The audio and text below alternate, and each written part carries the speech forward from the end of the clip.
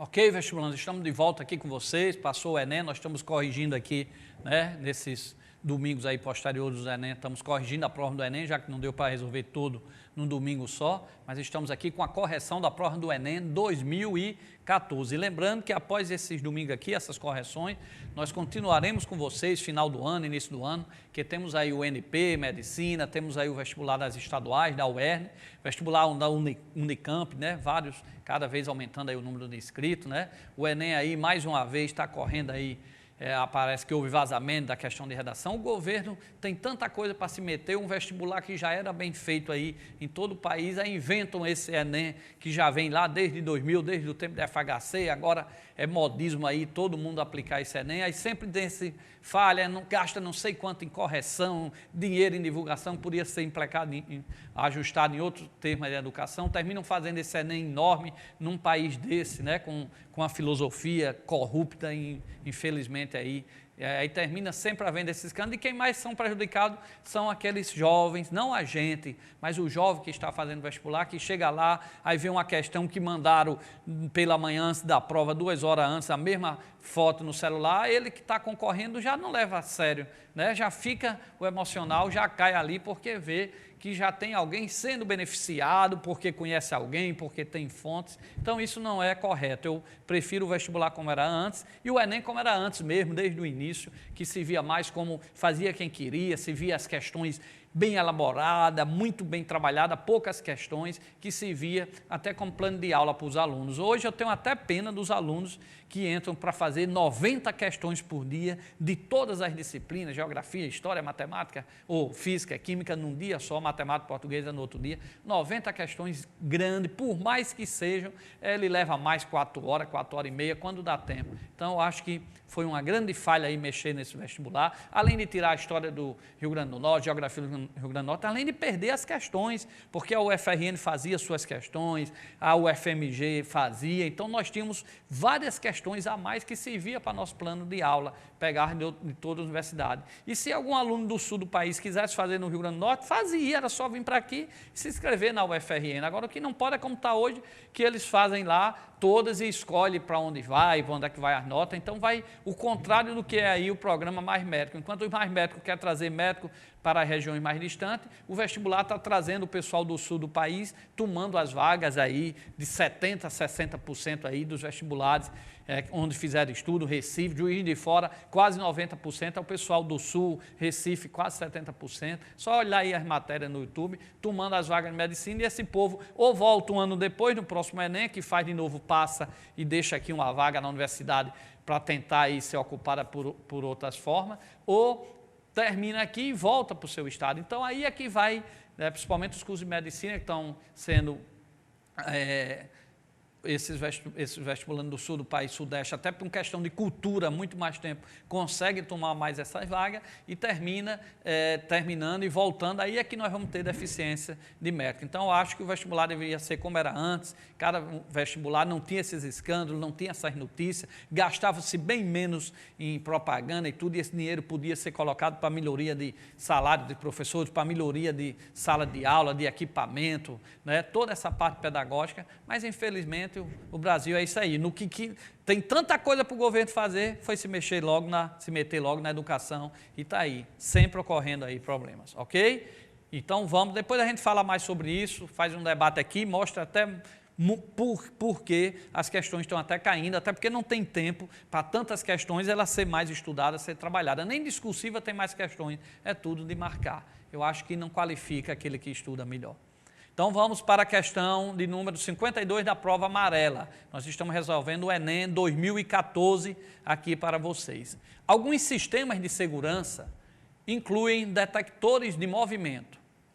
Nesses sensores existe uma substância que se polariza na presença da radiação eletromagnética de certa região de frequência, gerando uma tensão que pode ser amplificada e empregada para efeito de controle.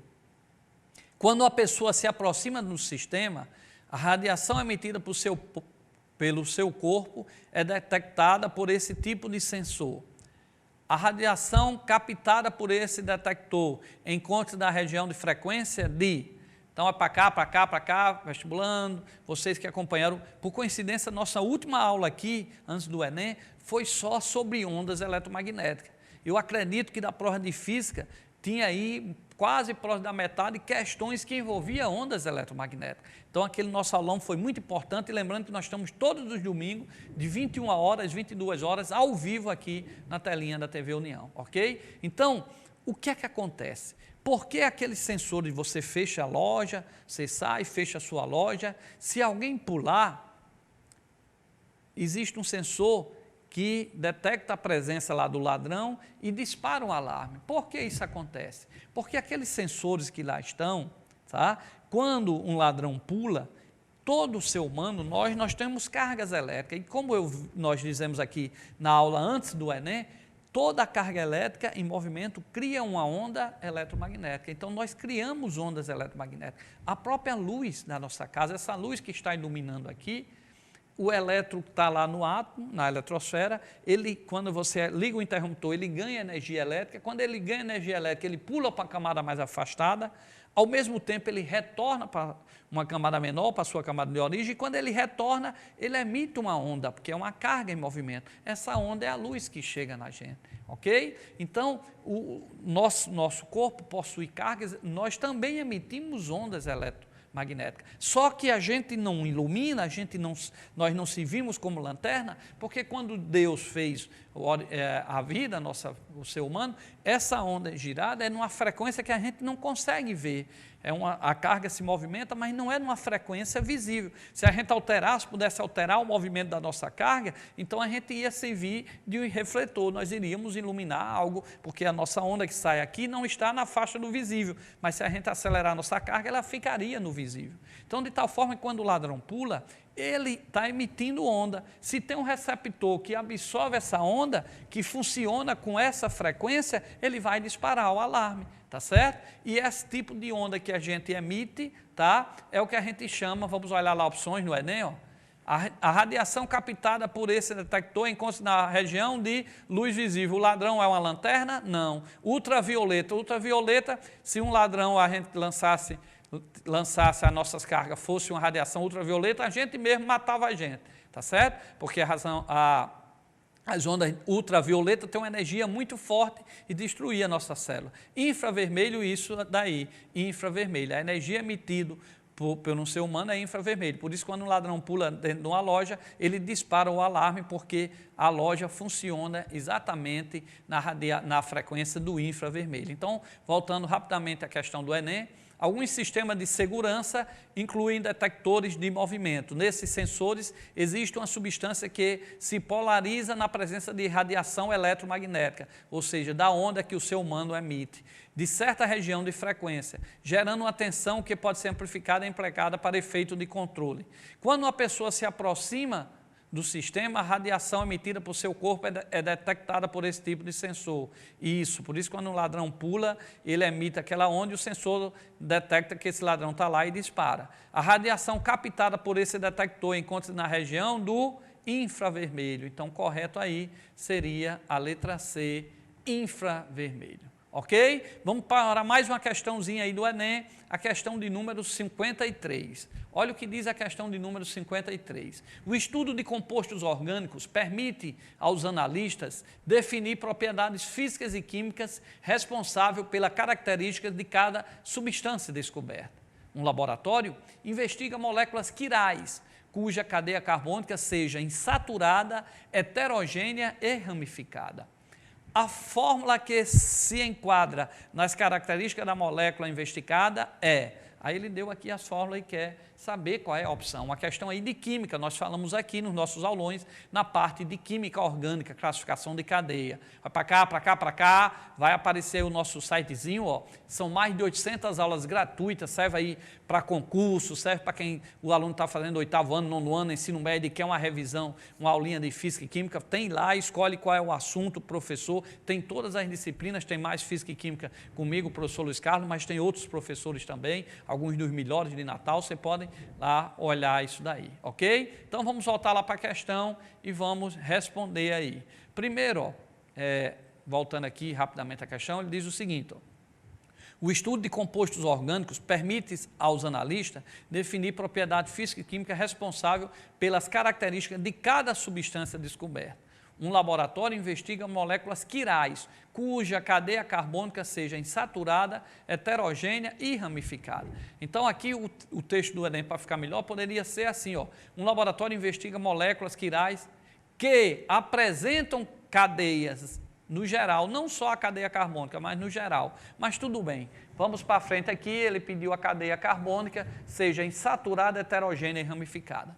Vestibulando, ó, para cá, para cá, para cá, vem aqui comigo, que eu vou lembrar a vocês. Quando é que uma cadeia é ramificada, quando é que uma cadeia é heterogênea? Então vamos aqui para a telinha, tá? Coloca aí na telinha, para a gente lembrar aqui para vocês como é que uma cadeia é insaturada. Por exemplo, se a cadeia do carbono só tem ligações simples, então eu digo que ela é saturada, nós vimos isso aqui. Agora, se na cadeia do carbônico eu tiver pelo menos uma ligação dupla ou uma ligação tríplice, ela já é insaturada. Então, essa cadeia aqui é insaturada porque ela contém uma ligação dupla entre dois carbonos. Essa de cima aqui, ó, ela é saturada porque só tem ligações simples. Então, lá no Enem, ele pediu uma cadeia insaturada. Então, vou procurar uma cadeia que entre os carbonos tem uma ligação dupla ou entre os carbonos tem uma ligação tríplice, ok? Então, esse é um ponto, a cadeia insaturada. Ele falou também que quer que ela seja heterogênea. Heterogênea, para uma cadeia ser heterogênea, eu tenho que ter um átomo diferente do carbono entre dois carbonos. Então, nesse caso aqui, ó, o nitrogênio está entre dois carbonos. Então, aí eu tenho um heteroátomo. Então, eu digo que essa cadeia ela é heterogênea, tá certo? Se eu só tenho um carbono e no final, por exemplo, tem um oxigênio, aqui essa cadeia aqui não é heterogênea, porque tem o oxigênio, mas ele não está entre dois carbonos. Para ser heterogêneo, ele tem que estar entre dois carbonos, tá certo? Eu botei aqui o nitrogênio, teria que ter, o nitrogênio faz 3 ligações, mas só para exemplificar. Então, para ser heterogêneo, eu tenho que ter um átomo diferente de carbono entre dois carbonos, tá? Aqui esse oxigênio, ó, ele só está ligado a um carbono, então essa cadeia aqui não seria heterogênea. Então, para ser heterogêneo, eu tenho que ter, por exemplo, um oxigênio entre dois carbonos, então aí é heterogênea. Se eu tiver essa cadeia aqui, ó, ela não é heterogênea, que o oxigênio não está entre os dois carbonos, está ligado a apenas um. Então, heterogêneo eu tenho que ter um elemento entre dois carbonos, ok? E ela falou ramificada. Ramificada é quando eu tenho, por exemplo, um metil, um CH3, fora da cadeia carbônica. Então, eu digo que essa cadeia ela é ramificada, ok? Então, sabendo isso daí, ó, para cá, para cá, para cá, vem comigo. Conhecendo isso daí, nós vamos fazer o seguinte, nós vamos voltar para a questão do Enem. Volta lá para a telinha. Isso. A fórmula que se enquadra na característica da molécula investigada é, olha, observe que a letra C aqui, ó, a gente já elimina. Por que nós vamos eliminar a letra C aqui? Porque a letra C, só mostrando para vocês, pelo que a gente relembrou ali, né, que eu tenho, ó, NH, ó, eu tenho nitrogênio, a letra C, mas ele não está entre dois carbonos, nem oxigênio. Então, a letra C ela já não é heterogênea, já está eliminada, tá certo? Ele pediu, ó, que seja ramificada. Ramificada, eu só tenho aqui qual? Eu tenho aqui, tem que estar entre parênteses, né? Aqui eu tenho um metil aqui, então a C eu tenho um metil, mas já foi eliminada, porque o oxigênio e o nitrogênio não está entre dois carbonos, então só sobraria a B e a D. Então, vamos lá, olhar aqui a B e a D, ó. Você olhando a B e a D, ela é heterogênea, a B, a letra B é, porque tem aqui oxigênio, tem nitrogênio, ó, entre dois carbonos, tá certo? Então, essa letra B aqui, ó, vocês estão olhando aí, ó, tá aí o mouse mostrando, ó, é como o nitrogênio aqui, ó, o oxigênio aqui, ó, na letra B, está entre dois carbonos, ó, então eu tenho aí o quê? Um heteroátomo. Olha o CH3 aqui entre parênteses, mostrando aqui, ó, que é uma ramificação, tá certo? Então, ele quer que ela seja heterogênea, ramificada e insaturada. Observe aqui que o CH, quando você fizer aqui, ó, esse C aqui do lado do H, ele tem que ter 4 traços para ser saturado. Como ele só está ligado ao H aqui, né, e aos outros dois carbonos, com certeza eu vou ter aqui uma dupla ou uma tríplice ligação. Então, quando você separar essa molécula aqui, você vai ver que ela é insaturada. Então, seria aí a resposta certa, a letra B. O oxigênio e o nitrogênio aqui faz com que essa molécula seja heterogênea, porque o oxigênio e o nitrogênio aqui, ó, na letra B, aqui no vinho nocinho, ele está entre 2 átomos de carbono. Observe que a letra C, o nitrogênio e o oxigênio não está entre 2 átomos de carbono, então ela não podia ser heterogênea, tá? A letra B, ela é heterogênea, ela é ramificada, está aqui o CH3 na letra B, e ela é insaturada, porque esse C com H aqui, como o carbono tem que ter 4 traços, ele vai envolver aqui ligação dupla, ok? Então, correta seria a letra B. Vamos para mais uma questão do Enem, a questão número 54. Lembrando que nós estamos fazendo a prova amarela, ok? A prova amarela. Quem fez a rosa lembra da questão, porque as questões são a mesma, só não vai ser o número 54, é outra numeração, ok? Então, ele faz aí... com o objetivo de substituir as sacolas de polietileno, alguns supermercados têm utilizado um novo tipo de plástico ecológico, que apresenta em sua composição amido de milho e uma resina polimérica termoplástica obtida a partir de uma fonte petroquímica. Nesses plásticos, a fragmentação da resina polimérica é facilitada porque os carboidratos presentes, então aqui já matavam. Se tem a presença aqui dos carboidratos, seria o quê? Letra D, são digeridos por organismos decompositores. Ó, para cá, para cá, para cá. Nós temos até uma lei, eu fui vereador aqui na cidade, 2 mandatos, né?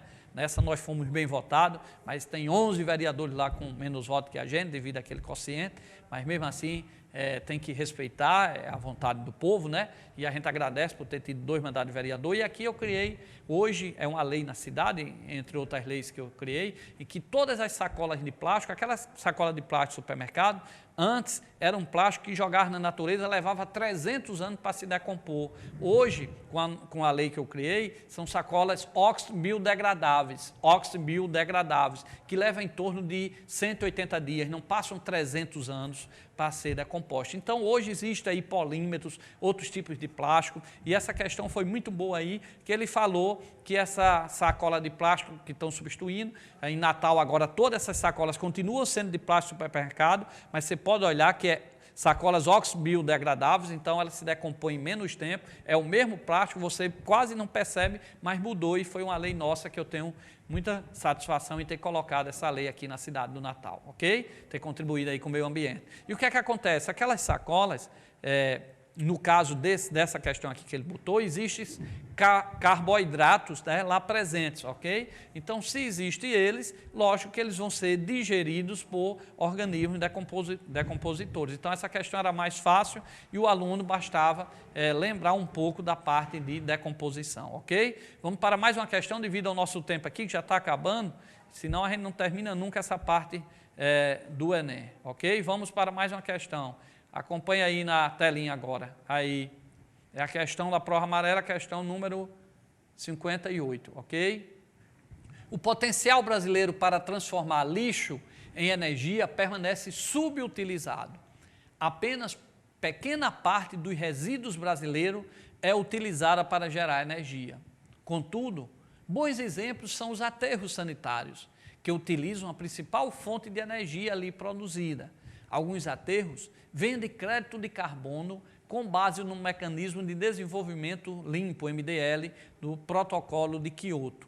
Essa fonte de energia subutilizada, citada no texto, aí vem etanol, gás natural, gás metano, então aqui com certeza já seria gás metano, que é o gás produzido no lixão. Mas só para não fazer essa questão rápida, vai para cá, já que a gente falou a outra rapidamente, a outra, né, analisamos melhor, vamos analisar um pouco melhor essa questão, que ele diz primeiro que o potencial brasileiro de transformar lixo em energia é subutilizado, é fraco o aproveitamento, isso é verdade. Eu vou só dar um exemplo, aqui em Natal, existia ali, quem for aqui para a Zona Oeste, depois de Cidade Nova ali, já indo ali pelo aquele caminho que pode ir ali para Cidade Nova, você pode ir para Planalto, para a Cidade Satélite, pela região oeste, existia um grande lixão. E esse lixão acabou em Natal, graças a Deus. Lá era queimado e todo o lixão, o lixo ali em decomposição, ele cria, né? Além do churume, que é aquele, quando cai a água, fica aquele líquido preto que desce a próprio local, pelo terreno onde está botado o lixão, ele desce e se mistura com a água que a gente bebe, o nosso lençol freático. Então, um lixo colocado assim ao céu aberto, isso é um absurdo, tá? Em Natal existia até um tempo desse, e quando extinguiram aquele lixão, Natal, na verdade, deixou de lançar para a atmosfera um gás principalmente chamado CH4, o metano, que é o do gás, de todos os gases, é o que mais contribui com o aumento do efeito estufa. O efeito estufa ele é importante na Terra para manter a Terra uma certa temperatura. E o CO2, o CH4, o vapor de água, esses gases na atmosfera, ele segura essa temperatura na Terra, só que está aumentando muito. Então, o que é mal não é o efeito estufa, é o aumento do efeito estufa. Então, os gases, os carros estão mandando muito CO2, né? O lixão, ele manda o CH4, a agropecuária, os gases que saem lá do boi e da vaca, né? Aqueles gases são CH4, e o CH4, ele é quem absorve mais aquela energia pela ressonância, ele é quem vibra mais próximo daquelas fontes de energia, daquelas ondas eletromagnéticas que era para bater na Terra e voltar para o espaço, e termina o CH4, o CO2 absorvendo. Então, o que acontece? Quando Natal acabou com esse lixão, acabou o CH4. Então, Natal podia ter feito um projeto pedindo ao governo crédito de carbono. O que é crédito de carbono que está aí nessa questão? É que quando uma cidade, um país, ele deixa de emitir esses gases para a atmosfera, então, no universo todo, no nosso mundo, houve esse protocolo de Kyoto que parou num certo limite, não pode passar mais do que está fazendo. Então, se algum país diminui, o outro manda dinheiro para esse país e gasta mais lá e aumenta, de tal forma que um diminui, o outro aumenta e mantém o mesmo nível. Então, isso é que chama crédito de carbono. É você eliminar fontes como Natal eliminou essa fonte de CH4, tirando esse lixão e botando o aterro sanitário que foi construído numa empresa privada lá em Ceará-Mirim, e você eliminou. Então, você ganha dinheiro com isso. Com esse dinheiro, você podia fazer, por exemplo, o próprio aterro sanitário da cidade de Natal, para não estar gastando milhões pagando lá numa cidade, em Ceará-Mirim, numa iniciativa privada. Então, nós deixamos de fazer isso. Tá? Na época eu era vereador, ainda tentei colocar isso para frente, mas a gente não consegue porque existe muito interesse e é difícil você colocar todo o projeto para frente, mas a gente mostrou lá, fez audiência e tudo. Então, o que é que acontece, você vestibulando? Essa questão, ele perguntava qual era o gás produzido. No aterro sanitário, você coloca o lixão, mas não coloca para ele direto em contato com o solo. Você coloca um plástico, uma lâmina lá de fibra que não deixa esse lixo passar. E aí você coloca aterro em cima, aí coloca mais lixo, aterro em cima. Aí vai produzindo esse gás e os aterros sanitários sabem que é produzido esse gás e ele pega esse gás, canaliza e utiliza esse gás, que é o CH4, é aquele mesmo gás que é o gás veicular, que você usa num carro, tá certo? E aí ele vende o gás veicular. Então, os lixões, agora, os aterros sanitários, ele utiliza esse gás. Num lixão a céu aberto, esse gás sobe e vai para a atmosfera e atrapalha, prejudica o meio ambiente. Além do churume, que é aquela matéria orgânica com a água da chuva que cai, que desce, prejudica o nosso lençol freático. Então, nos aterros sanitários não tem isso. A desvantagem do aterro sanitário é porque ele não tem a coleta seletiva. Tudo que chega, ele mistura. Então, era bom que tivesse a coleta seletiva, que isso também tem que ser um avanço, que muito desse lixo jogado fora seria aproveitado. Tá? Então, o gás produzido principalmente é o CH4, devido à decomposição das bactérias lá. Então, voltando à questão, olha aí na telinha. Voltando aí na telinha, a questão do Enem desse ano, o potencial brasileiro para transformar lixo em energia subutilizada, apenas pequena parte de resíduo brasileiro é utilizado para gerar energia. Contudo, bons exemplos são os aterros sanitários, que usam a principal fonte de energia ali produzida. Qual é essa principal fonte? Então, correta a letra D. Colocando aí para vocês a letra D, ó, o gás metano. obtido pela atividade de bactérias anaeróbicas na decomposição da matéria orgânica. Esse gás metano vai para cá, para cá, para cá, do lixo, é aquele mesmo que gera o petróleo. O petróleo, algumas substâncias orgânicas ficaram embaixo da terra devido a terremotos, algumas coisas que cobriu essa vegetação, toda essa matéria orgânica, lá sem a presença do oxigênio, por isso o anaeróbico, construiu o petróleo não é uma substância, é uma mistura, lá tem gases, lá tem gasolina, tem queroseno, tem asfalto. Quando fura o poço, tira esse petróleo, o primeiro que sai é o gás, esse gás é o CH4. Ok? Antes a Petrobras queimava esse CH4, hoje está levando em gasodutos e está vendendo em posto de combustível para o gás, para funcionar o carro. E lembre-se que o carro movido a gás natural, ele